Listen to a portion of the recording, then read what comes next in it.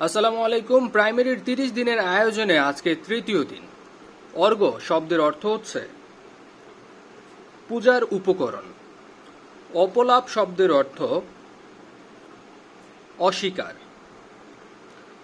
ইনকিলাব শব্দের অর্থ বিপ্লব এবং আন্দোলন। পরীক্ষায় যদি এরকম প্রশ্ন আসে তাহলে প্রথম যে অপশনটা আছে সেটি দেওয়ার চেষ্টা করবেন। উত্তম এর সমার্থক শব্দ কোনটি? উত্তম মানে ভালো, আর সবচেয়ে ভালো যেটা সেটাকে বলা হয় প্রধান, তাই উত্তমের সমার্থক শব্দ হচ্ছে প্রধান। কথা শব্দের সমার্থক শব্দ হচ্ছে বচন। কবুর, কবুর বলে কোনো শব্দ নেই, শব্দ আছে করবুর। করবুর শব্দের অর্থ হচ্ছে রাক্ষস। উচাটন শব্দের সমার্থক শব্দ কোনটি? উৎকণ্ঠা। দস্ত বদস্ত কথার অর্থ হচ্ছে হাতে নাতে। ধীমান শব্দটির অর্থ হচ্ছে বুদ্ধিমান। পয়জার এর সমার্থক শব্দ পাদুকা বা জোতা। প্রভাত সূর্যের সমার্থক শব্দ হচ্ছে অরুণ। প্রথিত শব্দের অর্থ হচ্ছে বিখ্যাত। পঞ্চম স্বর, পঞ্চম স্বর শব্দের অর্থ কোকিলের সুর লহরী। বেসাতি শব্দের প্রকৃত অর্থ হচ্ছে কেনাবেচা। বিরাগী শব্দের অর্থ উদাসীন। বামেতর শব্দটির অর্থ হচ্ছে ডান। মুখচোরার সমার্থক শব্দ কোনটি? মুখচোরা মানে হচ্ছে লাজুক। শিকড় শব্দের অর্থ, বানানটি একটু খেয়াল রাখবেন, তালব্যস্য দিয়ে বানানটি। শিকড় শব্দের অর্থ হচ্ছে জলকণা। শিষ্টাচার এর সমার্থক শব্দ হচ্ছে সদাচার। এখন আমরা দেখব প্রাথমিক, প্রাক প্রাথমিক এবং প্রধান শিক্ষক নিয়োগের বারবার আসা প্রশ্ন। কোনটি অধিত্যকা শব্দের বিপরীত শব্দ? উপত্যকা। অর্বাচীন শব্দের বিপরীতার্থক শব্দ হচ্ছে প্রাচীন। অনাস্থার বিপরীত শব্দ হচ্ছে আস্থা। অনুরক্ত এর বিপরীত শব্দ হচ্ছে বিরক্ত। অতিকায় শব্দের বিপরীতার্থক শব্দ ক্ষুদ্রকায়। অমৃত এর বিপরীতার্থক শব্দ গরল। অলিক শব্দের বিপরীতার্থক শব্দ হচ্ছে বাস্তব। অনুগ্রহ এর বিপরীতার্থক শব্দ নিগ্রহ। অর্পণ এর বিপরীত শব্দ গ্রহণ। আবাহন শব্দের বিপরীতার্থক শব্দ বিসর্জন। আদিষ্ট শব্দের বিপরীতার্থক শব্দ নিষিদ্ধ। চিরন্তন শব্দের বিপরীতার্থক শব্দ ক্ষণকালীন। উগ্র এর বিপরীতার্থক শব্দ সৌম্য। উত্তপ্ত শব্দটির বিপরীতার্থক শব্দ হবে শীতল। উচাটন এর বিপরীতার্থক শব্দ হবে প্রশান্ত। ঋজু শব্দের বিপরীতার্থক শব্দ বঙ্কিম বা বক্র। প্রত্যেকটি প্রশ্নই বারবার বিভিন্ন পরীক্ষায় এসেছে, প্রাথমিক, প্রাক প্রাথমিক, সহকারী শিক্ষক নিয়োগ পরীক্ষায়। ঐহিক এর বিপরীতার্থক শব্দ পারত্রিক। ঐশ্বর্য এর বিপরীতার্থক শব্দ হচ্ছে নিঃস্ব। উদ্ধত্ত এর বিপরীতার্থক শব্দ হচ্ছে বিনয়। কুটিল শব্দের বিপরীতার্থক শব্দ হবে সরল। ক্ষীয়মান এর বিপরীতার্থক শব্দ হচ্ছে বর্ধমান। কোমল শব্দের বিপরীতার্থক শব্দ কঠিন। গুপ্ত এর বিপরীতার্থক শব্দ হচ্ছে ব্যক্ত। চাক্ষুষ এর বিপরীতার্থক শব্দ হবে অগোচর। এখানে আগোচর লেখা কিন্তু হবে অগোচর। চপল এর বিপরীতার্থক শব্দ হবে গম্ভীর। জঙ্গম এর বিপরীতার্থক শব্দ স্থাবর। তিমির মানে অন্ধকার, এর বিপরীতার্থক শব্দ হচ্ছে আলো। দুষ্কৃতী এর বিপরীতার্থক শব্দ হচ্ছে সুকৃতি। দুর্দান্ত এর বিপরীতার্থক শব্দ নিরীহ। নির্মল শব্দের বিপরীতার্থক শব্দ হবে পঙ্কিল। নন্দিত এর বিপরীতার্থক শব্দ হবে নিন্দিত। একই ধরনের শব্দ দেখেন, নন্দিত শব্দের বিপরীতার্থক শব্দ, এখানে কিন্তু এর উত্তর নেই, মানে হচ্ছে কোনোটিই নয়। নিমগ্ন শব্দের বিপরীতার্থক শব্দ হচ্ছে উদাসীন। নিরাকার শব্দের বিপরীতার্থক শব্দ হচ্ছে সাকার। প্রসন্ন এর বিপরীতার্থক শব্দ বিষণ্ণ। প্রাচীন এর বিপরীত অর্বাচীন।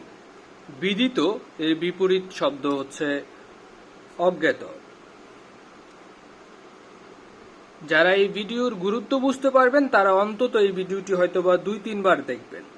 বিশ্রী এর বিপরীতার্থক শব্দ হচ্ছে শ্রী। বেষ্টি এর বিপরীতার্থক শব্দ হচ্ছে সমষ্টি। মনীষা এর বিপরীতার্থক শব্দ হচ্ছে নির্বোধ। মুক্ত এর বিপরীতার্থক শব্দ হচ্ছে বদ্ধ। মৃদু শব্দের অমিল শব্দ কোনটি? এখানে এর উত্তর হবে উগ্র।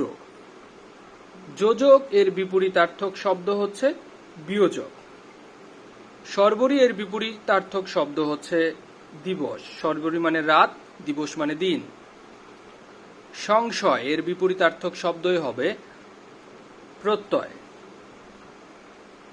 সৌম্য এর বিপরীতার্থক শব্দ হচ্ছে উগ্র। স্মরণ শব্দের বিপরীতার্থক শব্দ হচ্ছে বিস্মরণ। সংক্ষিপ্ত এর বিপরীতার্থক শব্দ হচ্ছে বিস্তৃত। সংকীর্ণ এর বিপরীতার্থক শব্দ হচ্ছে প্রশস্ত। সংকুচিত এর বিপরীতার্থক শব্দ হবে প্রসারিত। সন্ন্যাসী এর বিপরীত গৃহী। সুরভি এর বিপরীতার্থক শব্দ হচ্ছে পুতি। হরণ শব্দের বিপরীতার্থক শব্দ হচ্ছে পূরণ। মুখ তোলা এই বাক্যাংশের বিশিষ্ট অর্থ কোনটি? এর বিশিষ্ট অর্থ হচ্ছে প্রসন্ন হওয়া, কারো ফেভারে কোনো কিছু আসা। নদীটি উত্তর মুখে প্রবাহিত, এখানে মুখ কোন অর্থ প্রকাশ করে? উত্তর মুখ মানে হচ্ছে উত্তর দিকে, তাহলে এখানে দিক প্রকাশ করছে। এত অল্প টাকায় মাস চলবে না, এখানে চলা কোন অর্থ প্রকাশ করে? চলা মানে হচ্ছে সংকুলান হওয়া, মানে ওই টাকা দিয়ে পুরো মাস চলা যাবে না, মানে হচ্ছে ম্যানেজ করা যাবে না, খরচ। মাথা খাও, ভুলিও না, খেও মনে করে। মাথা খাও বলতে এখানে কি বোঝানো হচ্ছে? মাথা খাও মানে হচ্ছে মাথার দিব্যি। কর্মভোগ এড়ানো যায় না, এখানে কর্ম কোন অর্থ প্রকাশ করে? কর্মভোগ এড়ানো যায় না, এখানে কর্ম বলতে কৃতকর্মকে বোঝানো হচ্ছে। বাক্য সংকোচন কি? বাক্য সংকোচন হচ্ছে একটি মাত্র শব্দে ভাবকে প্রকাশ করা। অকালে যাকে জাগরণ করা যায় তাকে এক কথায় বলা হয় অকাল বোধন। অক্ষির সমীপের সংক্ষেপ হলো বা এক কথায় প্রকাশ হলো সমক্ষ।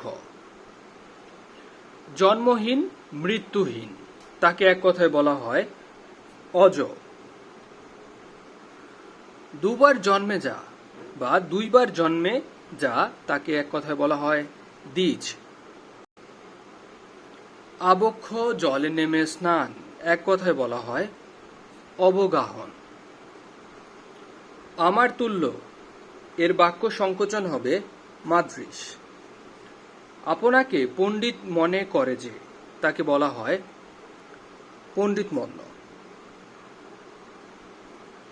ইহলোকে যা সামান্য নয় তাকে এক কথায় বলা হয় অলোক সামান্য। বিশ্ব পাণ্ডুবর্ণ বা পাংশুবর্ণ তাকে এক কথায় বলা হয় কয়রা। উপকারীর উপকার স্বীকার করে না যে তাকে এক কথায় বলা হয় অকৃতজ্ঞ। যা আঘাত পায়নি তাকে এক কথায় বলা হয় অনাহত। এক বিষয়ে যার চিত্র নিবিষ্ট তাকে বলা হয় একাগ্র চিত্র। কর দান করে যে এক কথায় বলা হয় করদ।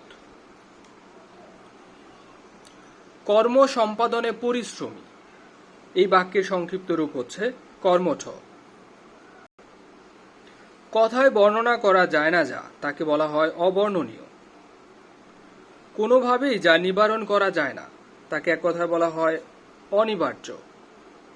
এই প্রশ্নগুলোর বাইরে তেমন প্রশ্ন আসার তেমন সুযোগই নেই। কর্মে যার ক্লান্তি নাই অক্লান্ত কর্মী। ক্ষমার যোগ্য এর বাক্য সংকোচন হচ্ছে ক্ষমার হ। যার জ্যোতি বেশিক্ষণ স্থায়ী হয় না তাকে এক কথায় বলা হয় ক্ষণপ্রভা। খেয়া পার করে যে তাকে এক কথায় বলা হয় পাটনি। গম্ভীর ধ্বনি এর বাক্য সংকোচন হচ্ছে মন্দ্র। জানবার ইচ্ছাকে এক কথায় বলা হয় জিজ্ঞাসা। দিনের আলো এবং সন্ধ্যার আলোর মিলনকে এক কথায় বলা হয় গোধূলি। নষ্ট হওয়া স্বভাব যার তাকে বলা হয় নশ্বর। পাখির ডাক, পাখির ডাককে বলা হয় কুজন, আর কুজন বানাটি হচ্ছে এটা। বিশ্বজনের হিতকর এক কথায় বলা হয় বিশ্বজনীন। বরণের যোগ্য যিনি তাকে এক কথায় বলা হয় বরেণ্য। ভোজন করার ইচ্ছা বুভুক্ষা। ময়ূরের ডাক ক্যাকা। মৃতের মতো অবস্থা যার মুমূর্ষ। মুমূর্ষ বানানটা একটু খেয়াল করেন, মাঝে ময়ের মধ্যে হচ্ছে দীর্ঘ উকার। এই জিনিসটা মনে রাখলেই আপনি উত্তর করতে পারবেন। মুমূর্ষ। যা অধ্যয়ন করা হয়েছে এক কথায় বলা হয় অধীত। যা বলা হয়নি অনুক্ত। বিনা যত্নে উৎপন্ন হয় যা অযত্ন সম্ভূত। যা কষ্টে লাভ করা যায় দুর্লভ। যা কষ্টে অর্জন করা যায় তাকে বলা হয় কষ্টার্জিত। যা দমন করা যায় না অদম্য। যার কোনো উপায় নেই নিরুপায়। যা দীপ্তি পাচ্ছে দেদীপ্যমান। যা পূর্বে ছিল এখন নেই ভূতপূর্ব। যার বাসস্থান নেই তাকে বলা হয় অনিকেতন। যা নিন্দার যোগ্য নয় তাকে এক কথায় বলা হয় অনিন্দ। যা নিবারণ করা যায় না তাকে বলা হয় অনিবারিত। যা সহজে অতিক্রম করা যায় না তাকে এক কথায় বলা হয় দুরতিক্রম। যা কষ্টে জয় করা যায় তাকে বলা হয় যা কষ্টে জয় করা যায় তাকে বলা হয় দুর্জয়। যা চিরস্থায়ী নয় তাকে এক কথায় বলা হয় নশ্বর। যার আগমনের কোনো তিথি নেই তাকে বলা হয় অতিথি। রাতুল শব্দের অর্থ হচ্ছে লাল। রাত্রি এর সমার্থক শব্দ নয় কোনটি? সর্বরী মানে রাত্রি, যামিনী মানে রাত্রি, রজনী মানে রাত্রি, কিন্তু বারিদ মানে হচ্ছে মেঘ, তাই এটি সমার্থক শব্দ নয়। শীত শব্দের সমার্থক শব্দ কোনটি? শুক্ল। কিছু টেকনিক্যাল প্রবলেমের জন্য আজকের এই ভিডিওটি 15 মিনিটের মধ্যেই সীমাবদ্ধ রাখলাম। আগামী দিন অর্থাৎ চতুর্থ দিনের আয়োজনে আমরা ইংরেজি নিয়ে আলোচনা করব। পুরো ভিডিওটি থাকবে ইংরেজির উপর।